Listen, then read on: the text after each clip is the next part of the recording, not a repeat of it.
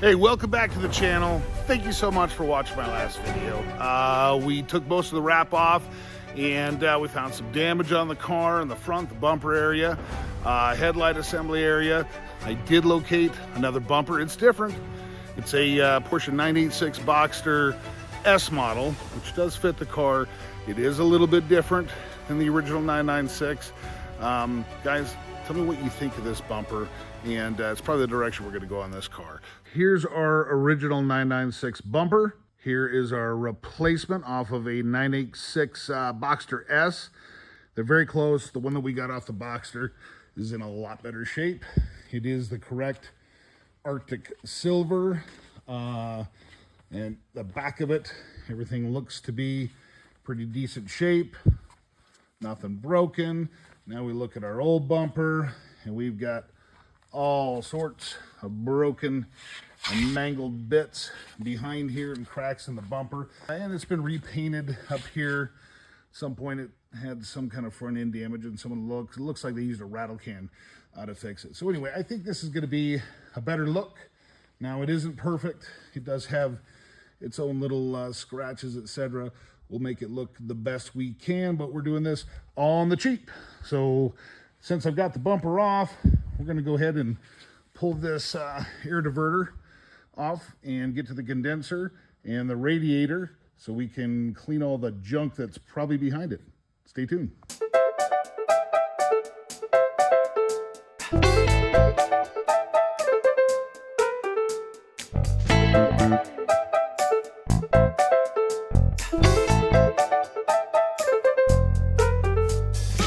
All right, so I think I'm gonna leave all this debris right here and start brushing some of this off so we can get to our bolts. This will give you a good idea how much stuff gets caught up in the condenser behind the radiator. It's pretty crazy. So here we go. We'll pull these off. This is an easy job. If you're experiencing temperatures that are a little higher than normal and you've never done this to your car, this is a great place to start. Wow, lots and lots of debris. I'll go ahead and show this to you guys. So, this is all of the debris that's come out from in between the radiator and the front of the condenser. Of course, the back of the condenser. So all we're gonna do now is just get a vacuum, and you can use a soft nylon bristled brush to sweep some of this out. Toothbrush even works. Don't want to use anything hard, no steel, no brass. Of course, you could damage the radiator if you did that. So I'm going to go ahead and start getting this cleaned up. No reason to watch. I'll go ahead and vacuum it up and we'll get her button back up. All right, so when I picked up this car, one of the first things I noticed, of course, when I was checking all the systems is the air conditioning didn't work. I had no idea at the time what that might be until I pulled the front bumper off, and we've identified some more damage. More evidence of the damage kind of shows that maybe it ran over something pretty big. So the radiator had been replaced with a nice aftermarket performance unit. Headlight certainly has been replaced. The mounting bracket for the headlight was broken. I have since replaced that. And the bracket that holds the entire radiator and condenser assembly together, that's bent. I'm going to show you that here in a moment. And I've just taken some parts off of that Boxster S that we discussed earlier that shares some similar parts with the 996. So let me show you that damage, and then we'll start tearing this thing apart and see if we can't fix it. All right, here's the two condensers. The one here on the top, you can see that it's bent down at the bottom of the condenser, and I believe that's probably where the leak in the Freon took place. This condenser right here, we took off the Boxster. Now, it seems to be a pretty good unit. In fact, when I disassembled or removed it from the car, it was pressurized and had Freon in it. So I'm happy with that. Here is our performance aftermarket radiator. And over here is our new bracket assembly that will hold the radiator and the condenser to the car, and hopefully that's also going to help with mounting the bumper back on it. I'll try to show you some of the damage on this bracket if we can get to it. Pretty difficult to see, but this whole area here is bent. You can kind of see where it's bent. And that's all pushing the entire radiator assembly back towards that front tire. So I'm going to go ahead and start pulling it apart and see if we can't remedy this little situation we got. First, let's go ahead and get rid of that front wheel, jack it up, and pull that inner fender liner back. That's going to give us access to the radiator pack mounting assembly. There's only like 3 bolts that hold it on. Pretty simple. Once that's out of the way, that mounting assembly can be completely taken out without ever even removing the radiator condenser. So we'll move that to the side and put the new one in, and we're good to go. Our rad pack mounting bracket has been taken out, and yeah, she's bent. That should be straight. As you can see down here, this should be straight. I mean, they did replace the radiator at some point, probably right after this little mishap happened. I'm not quite sure why they didn't go through the trouble of at least trying to pound this out and make it somewhat flat. I'm sure it could have been reused, but no matter. We have freshly installed the exact same bracket that I pulled off of the 986 Boxster S. Fit perfect, so things are looking pretty good. We'll go ahead and get this completely shored up and buttoned back up and get that bumper on. Installing our Boxster S AC condenser is a piece of cake. There's a tab on the condenser that slides into a slot on the outboard section of the rad pack mounting assembly, and the whole thing is held in by just 2 bolts. After that, put the AC lines on. They're each held by 1 bolt. Then we're moving on to the air diverter. So that's held on by a series of screws. Pretty darn obvious. It's also easy. And then we're on to the bumper. So one person could do the bumper. The idea is hang it on the front lip of the car, and then you have a mounting screw that's hidden beneath the side marker lights on either side. You get a number of screws that are on top by the trunk, and then a few at the bottom of the bumper, and that's job done. Okay, everybody, so we're back at the car. We're going to be replacing the hood today. So using that 986 Boxster S hood to replace our old busted up hood on the 996. Let me show you the damage on it, and then we'll start pulling it apart. Okay, as you can see, when this car suffered a light impact, it did stress the hood. So there's about a section that's about 10 inches long, about 3/4 of an inch where it's bent. Not really something that can be repaired. So we're going to go ahead and pull the hood off and get the new one on.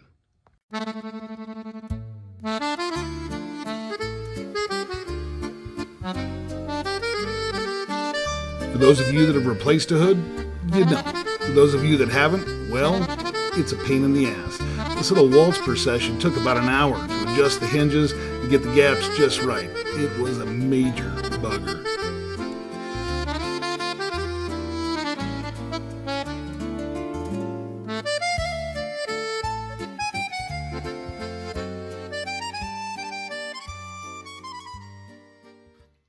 Okay, guys, wraps off. So finally got it off. I'll tell you, it was a long, painstaking process. I guarantee you that it took a lot more time to take the wrap off than it did to install it. I'm going to go ahead and show you guys the results, at least the initial results. Still have a lot left to do to make this paint proper. We do have to do a paint correction. We've got to get rid of some adhesive that's all over the car. I'm going to show it to you.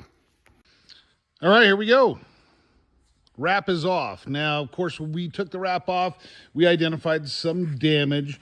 There was damage to the AC condenser underneath the bumper. The bumper was damaged, so we've replaced the bumper with a Porsche 986 Boxster bumper. Came out just fine. We put a new radiator or rad pack bracket that holds everything together underneath that bumper. Adhesive. So that wrap left a bunch of adhesive, plus I used an adhesive motivator. I don't know if you can see it, probably not, but it feels like sandpaper, feels like the back of a sticker. It's all over the car. So we're gonna have to get rid of that, either with an adhesive remover, maybe even acetone. And one other thing, the body's very straight. However, there's a little dent right here. I think you can see that. And we're gonna try to do a little PDR, paintless dent repair on that. And we'll get to that right now, see what the results are. Okay, guys, here it is, dent repair kit. Now, let me preface this by saying I am not sponsored by Pittsburgh, and I'm not sponsored by Harbor Freight, which is where I got this. About 15 bucks. Comes with everything you see there. Hot glue gun, glue sticks. There's a releasing agent. There's a crossbar and a couple different dent lifting items, or feet, if you will, that you glue onto the dent. This is what it looks like right here. Here's our crossbar. Here's the dent lifter. We're gonna put hot glue on that, put it on the dent, and then once it's cooled down and it's hard, we'll screw this down. That should lift the dent, putting the pressure here on these 2 feet. So we're gonna give it a shot right now. First off, make sure the area is clean. I'm just using a glass cleaner. Okay. Get our dent lifter right here. Put glue on that. Now I'm using this little egg-shaped one because the dent itself has got a little bit of an egg shape to it as well. Let me put some glue on it.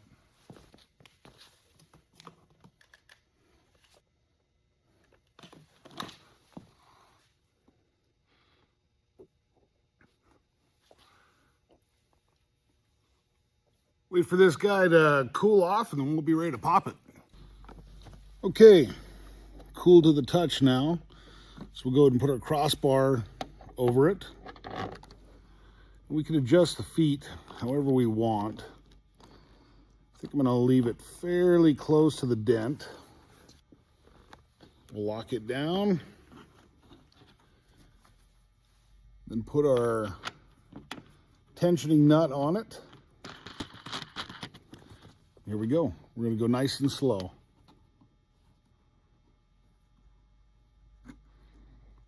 Kind of start seeing it lifting a little bit as I'm doing this. And usually what happens is we'll keep tightening this up to a point where usually the lifting foot's just gonna go ahead and pop off. Probably leave the glue on the paint and that's okay, we'll get rid of it. We'll just keep tightening it.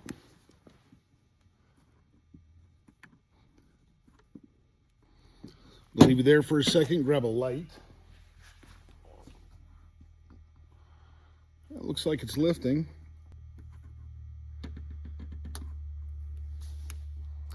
I can hear the glue kind of popping. It's about ready to pop off right now.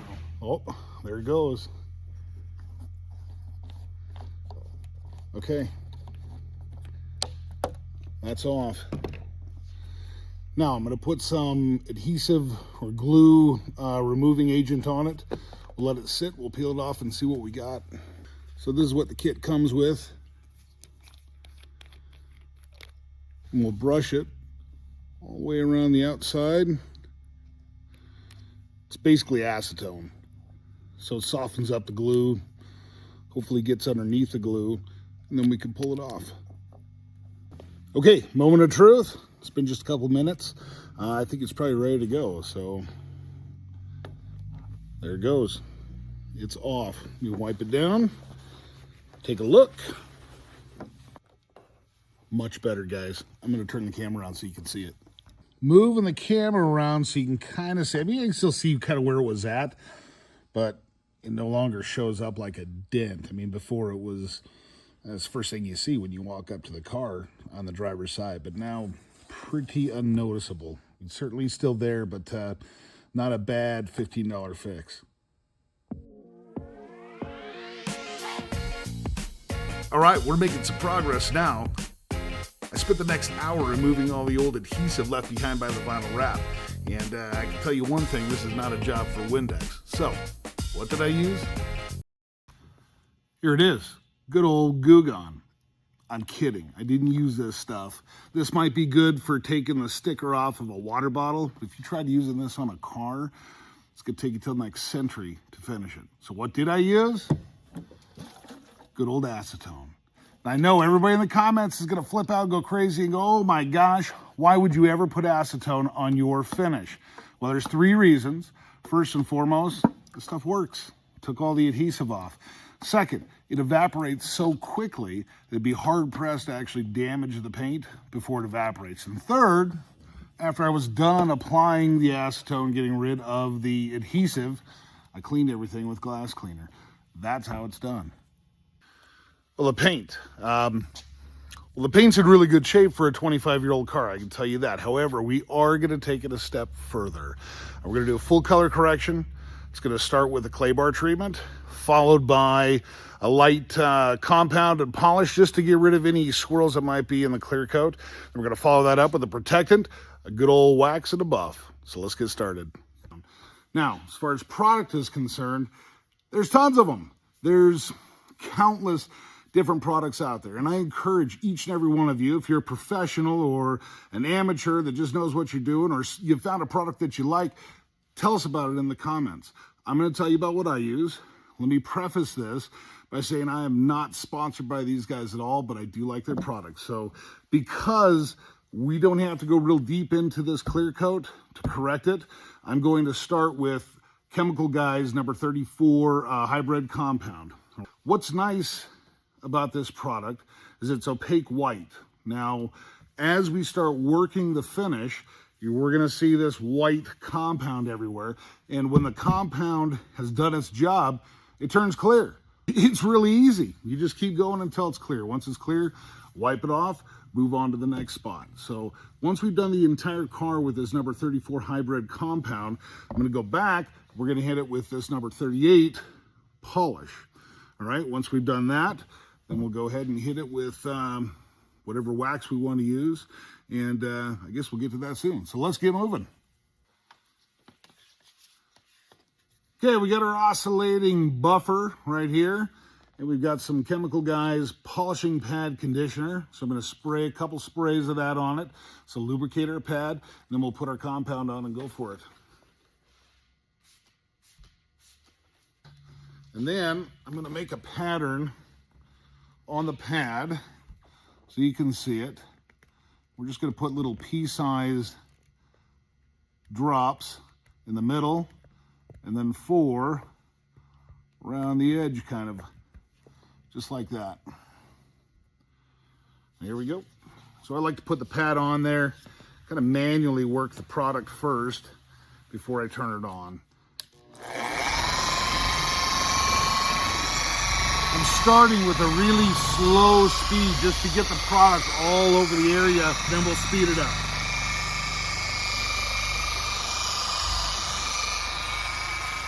I like to work the buffer like you would mow the lawn. Just go up and down, side to side. Just make sure you evenly distribute the workload of the buffer across the entire surface.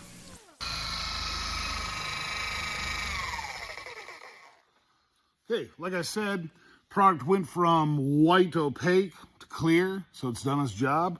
Now we just go ahead and wipe it off and see what we have.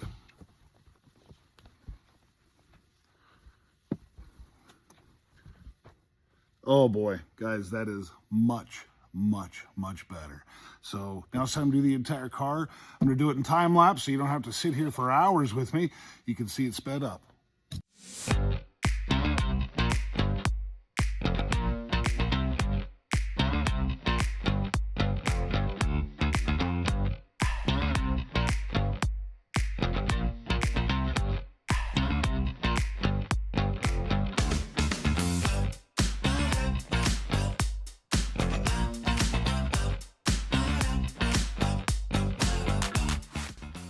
Hey you might notice I've got a little more facial hair than in the last video. Now there's a reason for that. It's been about a week since I've been at R996, but today's a good day. So just to bring you up to speed, we've got rid of the old wrap.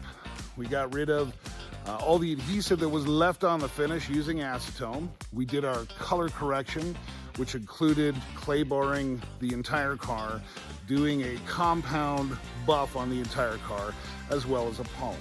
Now today is time to lay the protectant. So for that, I use this product, Meguiar's Wax. Now it's a carnauba wax, which is a natural product, which I do appreciate, but it also gives us a heck of a finish. So what it does, it's a nice hard wax that lays on top of the finish to protect it, and it also gives us a heck of a shine. Now you can use anything you want, of course, anything that you're comfortable with. I just use this product because I have used it. It's easy to use, and it does a good job. So with that being said, let's get started.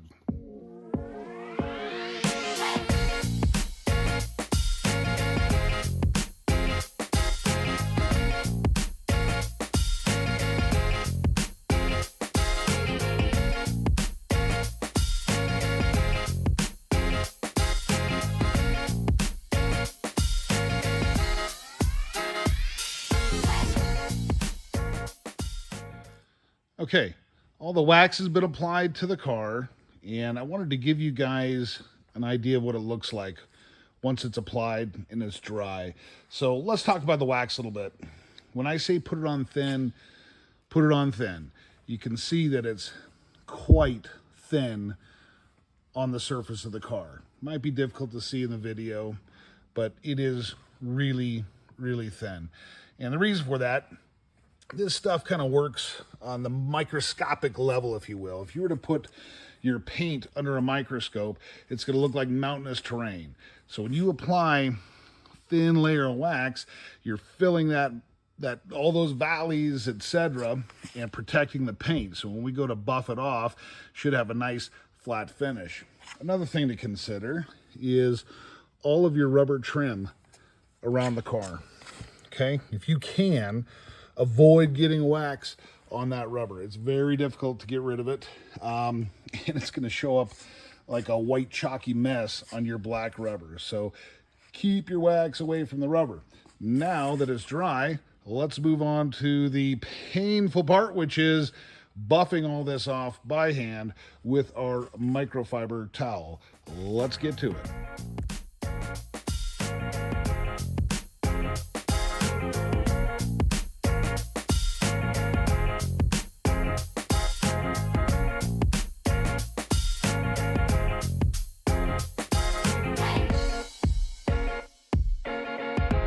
All right, that's enough of that. Let's see this car.